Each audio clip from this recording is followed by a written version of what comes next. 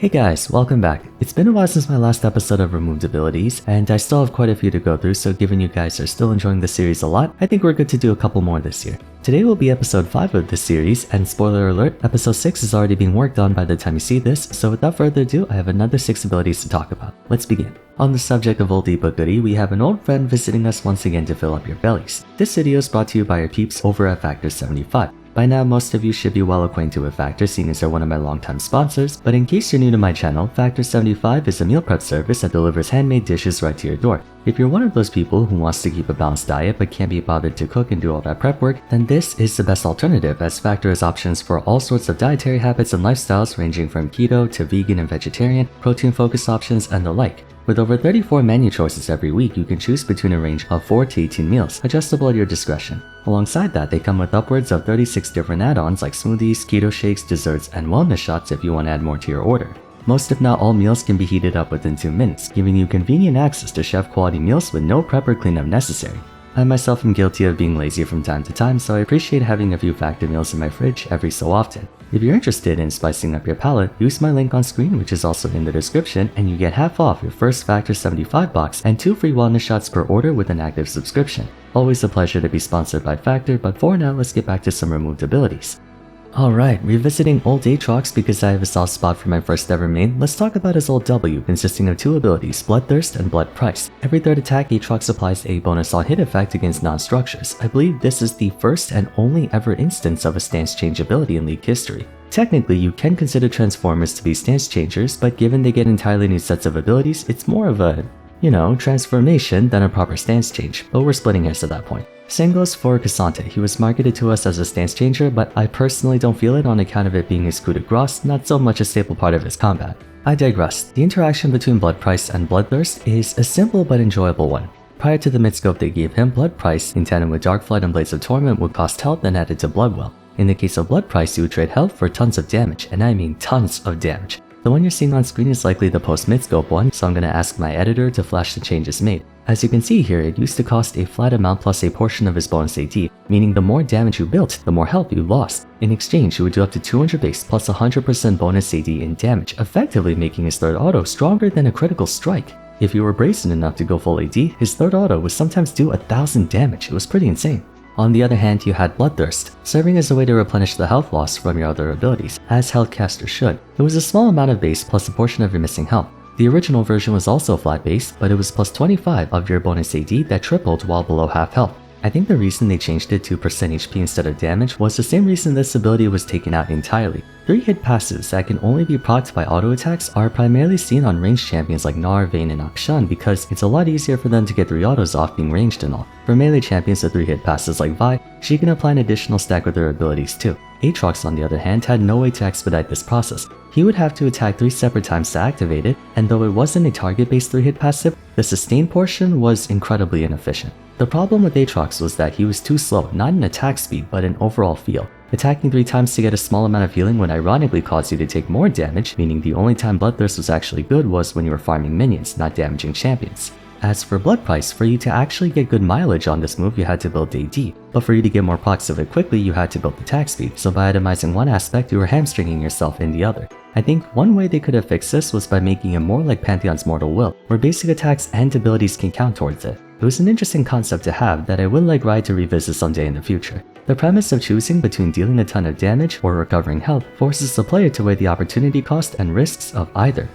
Next ability will be Ezreal's W, Essence Flux. Compared to the one we have now, which is a mark you can tack onto a champion and detonate it for big damage, the old one was actually a supportive ability. The latest instance of it was a penetrating skill shot not unlike Mystic Shot that damaged all enemy champions hit while passing through all allies for a buff, granting bonus attack speed on the way. Essence Flux was what allowed AP Ezreal to be a thing, since it was kind of like a Mystic Shot that could hit multiple targets. If you buffered Arcane Shift right as you threw out his W, Ezreal could boost himself with the attack speed, believe it or not. There was a lot more to this ability in the past though. In fact, when I first saw it, I was like, there is no way this ability would ever be allowed in the present day. It's so much value in gold cost if you think about it. Way back in the day, I'm talking like 2010, it used to have 2 more components to it. In addition to dealing damage to enemies, it would take the same attack speed buff given to allies and reduce that amount for enemies. So as his W used to have an AoE cripple attached to it, which is disgusting. Imagine giving 40% attack speed to your entire party and taking 40% attack speed from the entire enemy team. That's over 10,000 gold in value. Not only that, but the second component was that Essence Flux also had a heal. So he would heal and buff the attack speed of his team while damaging and crippling the entire enemy team. This had to have been one of the most impactful basic abilities in the entire game. It was Renata's loyalty program on absolute steroids. Over the years, they had to heavily nerf both aspects just to balance it, reducing the healing from a 1-to-1 damage ratio to only half the damage it would deal, and nerfing the attack speed buff by almost half at rank 5. But then they took out the healing part altogether, and then a couple years later, they took away the attack speed reduction. I remember thinking his old W was a pretty lame ability, but that's because I wasn't around to see what it used to be. The idea of an ADC having one of the best supportive abilities in the game would have been really funny. But I do appreciate the change they made to it following his VGU. The current version of Essence Flux is a lot more appropriate for a marksman.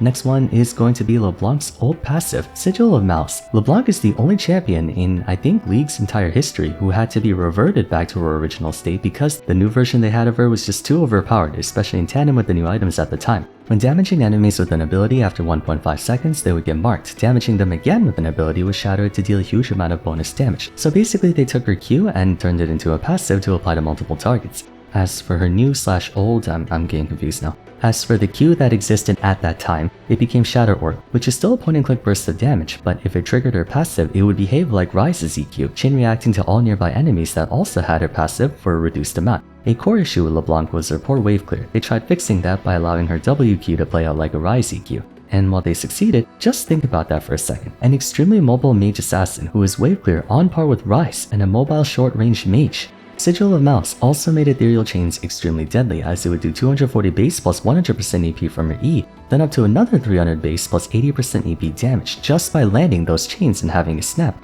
Considering how it's almost impossible to run away from a LeBlanc and how long that tether range is, it was not a matter of if, but when. This version of LeBlanc wasn't as instant one-shot kill as her old one, considering the 1.5 second delay on Sigil of Malice, but her passive essentially turned her into a burst mage with insane mobility. The one thing balancing the likes of Annie, Syndra, etc. is their lack of dashes or escapes. LeBlanc had the same kind of burst, wave clear and trade potential on top of having mobility. She was for all intents and purposes a better Ahri during this time. And back when she still had Hextech Gunblade, rest in peace, I believe Sigil of Malice counted as single target damage, so she could full heal off of one cast of W and Q. It was absurd.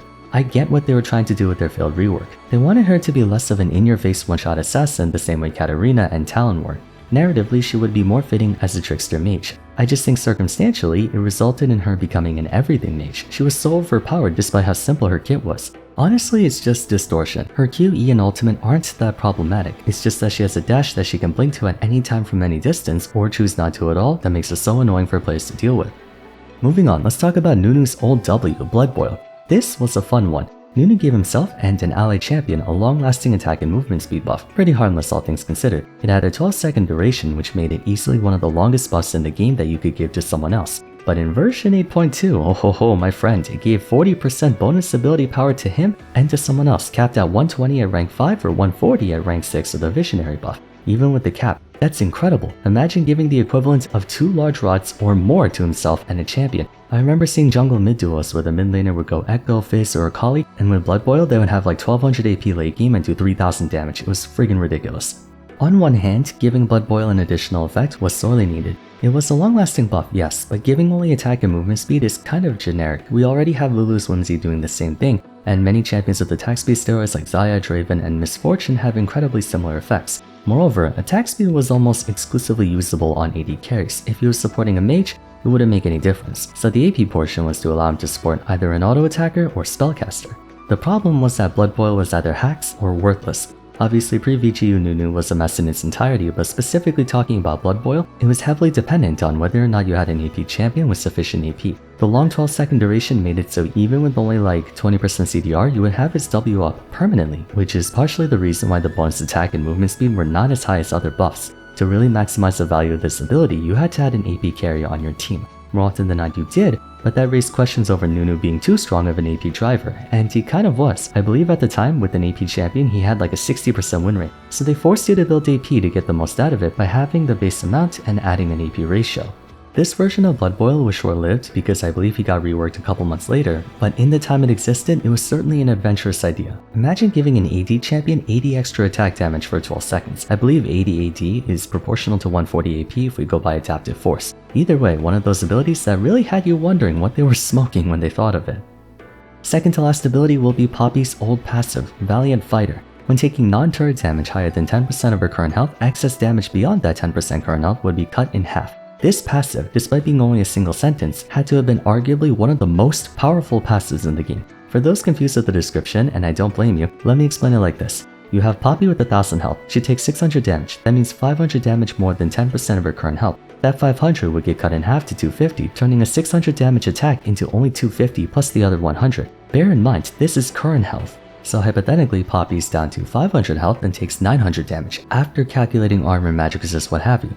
10% of her current health of 500 is 50, meaning that excess 850 damage taken is cut down to 425. With Valiant Fighter, a 500 HP Poppy could survive a 900 damage attack with 25 health remaining. And again, after it was reduced by armor and magic resist, and considering Poppy usually went bruiser, she would have enough armor to reduce about 50% physical damage even with the last whisper give or take. That means a 500 HP Poppy could survive an 1800 damage attack.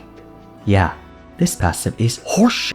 It looks really simple, but holy crap, it was almost as, if not more influential than her ultimate. Poppy was easily the hardest champion to burst down 100 to 0 because of Valiant Fighter alone. The only way you could beat her was through consistent DPS, death by 1000 cuts, so that even if each attack did more than 10% current health, it wouldn't reduce it by that much. Given it was current health, it would mitigate more and more and more damage the lower she got, making her deceptively hard to kill low HP, and that's assuming you could even attack her in the first place, while with her ultimate sometimes making it impossible for you to do so. God, this champion was a freak of nature. Just imagine a 2000 damage attack only dealing 500 against a champion with not even like 200 armor. Just like Nunu, Poppy was allowed, and I say that loosely, to have such absurd abilities for no reason other than her being a terrible champion even with it. But I'm willing to bet money that ADC mains are willing to give up their champion's passive if it meant having Valiant Fighter. The sheer amount of value this passive provides would easily make it top 10. Final ability will be Taric's old ultimate, Radiance. You know, after thinking about which abilities to add to this episode, I think I should make a video talking about auras. I remember there used to be so many more items and abilities with auras that no longer exist anymore. That could be a fun discussion. Anyways, Taric's old ultimate has him deal a burst of magic damage to all enemies around him, and for 10 seconds onwards, he gets bonus attack damage and ability power and distributes half of that to nearby allies. The max amount he can provide across all teammates is a total of I believe 210 AD and AP. That is well over 10,000 gold in stats, and all he has to do is press a button and be close to his team. I'll admit it, it's kind of a boring ultimate compared to the more dynamic one he currently has, but that being said, it does present an interesting thought. Taric can bolster the offensive stats of his entire team by a substantial amount, which can be enough to equalize the playing field for his team if they're behind, or solidify an advantage if his team is ahead. It's not overbearingly oppressive, but it's not an ability you can just ignore either. Radiance also had another version too. Prior to the aforementioned one, it was a toggle ability, which I should probably also make a video on. While active, it would continuously drain mana but heal his party and give bonus AD during that time. This one has me more interested. It's both an aura and a toggle. There are some obvious issues with it of course. If Taric had blue buff and sufficient mana items, he was practically a walking fountain, making it so his team never needed to recall to restore health ever again. So it makes perfect sense why this one got changed. The logical conclusion for the removal of a second iteration would be for the simple fact that it was too bland of an ability that had the potential to be too consequential. Pressing a button and giving a ton of stats to your team doesn't make for a very skill expressive champion.